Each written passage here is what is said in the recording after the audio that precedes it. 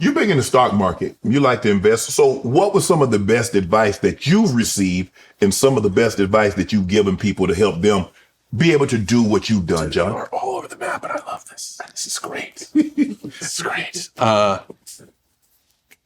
Don't spend beyond your means. Okay. I think that is important to... Is that easier said than done? Yes.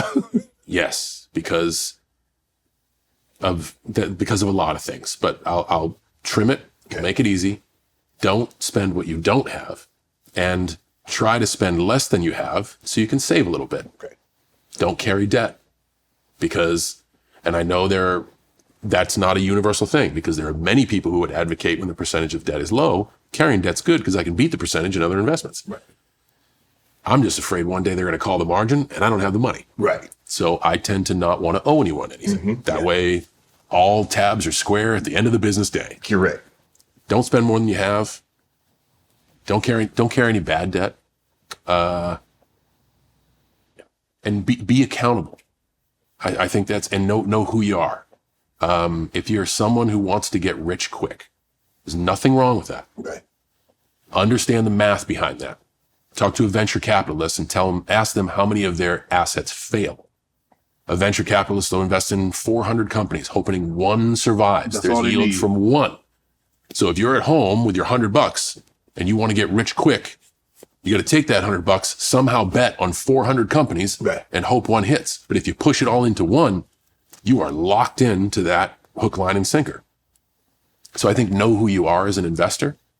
Dude, I try to be safe. My stuff is the most unsexy shit you'll ever talk about. And people always are like, man, this thing's going to smoke. It's going to be great. Good for you. Yeah. And I'm also okay with the success of others. You good with T-bills, huh? Man, I like this club. Can I get one of those fancy lockers here? This is a good, so know who you are. Yeah. And I think keeping up with the person next to you is a bad idea. Just always try to have a good balance sheet. Look at your books. Look at where you want to be. And look at what you spend, look at what you earn, look what you spend it on. Right. I think getting out of the habit of spending more than you make, that right there changes the dynamic of everything. If you have enough money to begin saving money, holy shit, you are beating the game. If you have no debt and can put money away, you're ahead. What's John's best purchase and his worst purchase? Worst purchase. Oof. Man, I made a ton of bad purchases. Bad purchases would have to be cars. A lot of bad cars. I have lost so much money on cars. And that's another thing. Be okay with your failures. Right. I love cars. It's a passion. I don't do it to make money. So I lose money on it because it's a passion. Right. I remember when I started making money, my worst purchase is because I didn't want a spring for a Lamborghini. Right. So I bought a fake one. Oh my goodness. How do you buy a fake Lambo? I found a way to do it.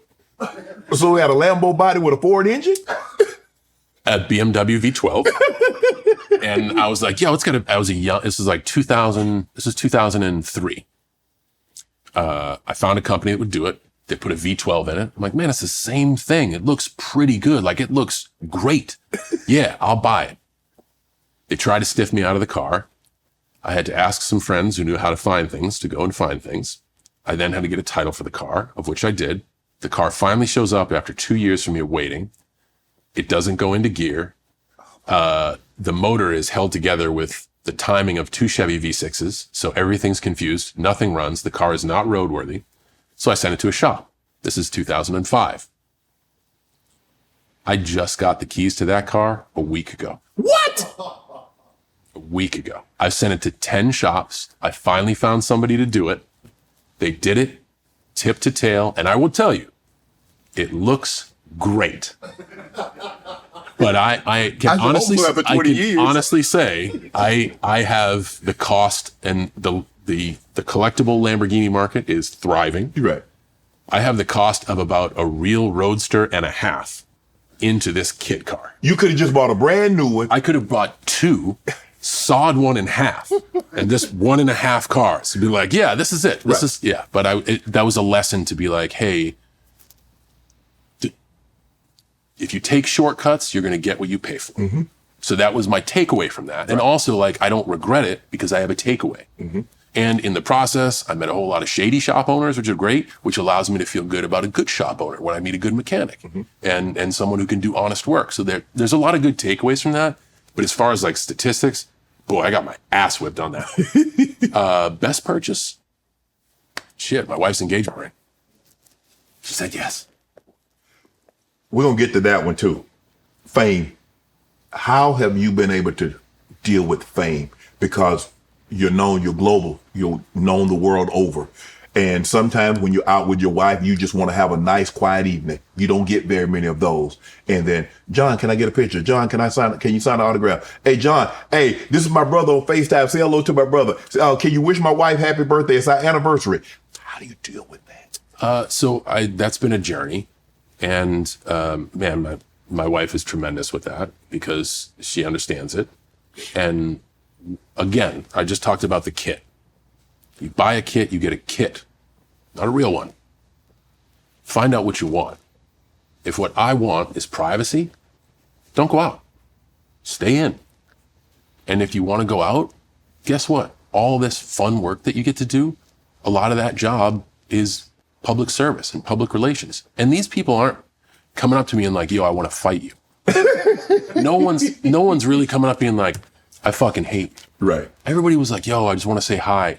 Their candor sometimes might be a little, it's not what I would see is, but I don't blame them. So I try not to blame them. Now, I'm not perfect. Sometimes especially when I'm going for a morning coffee, I need the coffee before I can be like, hey, what's up? But I also know that when I leave the house for coffee, I'm leaving the house. It's part of the work. And in wrestling, travel, geez, I wish every game was a home game. Yes. The travel in sports is tough. Yes. But it's part of the work. This is part of the work. And you know what I get to do for my job? Dress up. So like dress up and be imaginative. It's not that those moments aren't hard. And it's not that, and I think overall people are aware. I'm sorry to interrupt you. They know what's going on. Right. But damn it, they're shooting their shot. Life just gave them an opportunity. They're taking it. Probably never going to see John Cena again. I would like to hope that if there's ever been an interaction where somebody walks away gnarly from our interaction, they understand that maybe like wasn't a good time to take that opportunity. We're all human. But I also would like to think that I got more good interactions than bad ones because I really try to be conscious of, first of all, I would be nowhere without that person. Correct. And I'll go to places and people are like, yo, do you want me to stop people from coming over? I'm like, they're the reason I can sit here. So no, because man, let's get everybody. I'll say hi to 80 people and then we can all go about our meal and everything's fine. Right. But normally people are respectful. They're excited, and it only takes a few seconds. The biggest thing is like, I'm going to the bathroom. That's tough. Yeah. We ain't shaking no hands. Don't be daffing. Stop all that talking too. But again, people don't know. So I'll literally. What you mean you don't know? You ain't supposed to talk to nobody in the bathroom, John. I know, man. Not at the urinal. I know. So I'll take a second. I used to be real confrontational, but now I'll take a second as the business is going on. Yeah. Be like, you do realize where we are. Yeah. Right? No, you're in a bathroom. There's other people. Yeah. We're all doing unspeakable things. Yeah. I'm good, but can we do that outside? Oh man, I'm sorry, I didn't know. They figure reach over. Hey man. Oh no. How you gonna reach over? Come on, bro. Because sometimes you get lost in the moment. And a lot of times it's like, oh, he's finally private. Right. He's at a time where I can approach him. When it's the worst time. Yeah. That, and if I gotta be somewhere.